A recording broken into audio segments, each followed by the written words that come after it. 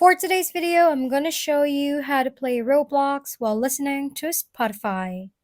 To do that, first, go open the Spotify app, then select the music that you want to play. After that, minimize the app, then go to App Library, and then search Roblox, and then open it. When you open it, drag down your screen, click the play button. After that, go search for any game you want. After choosing, go click the play button. In this area, just click the play button, then just click select.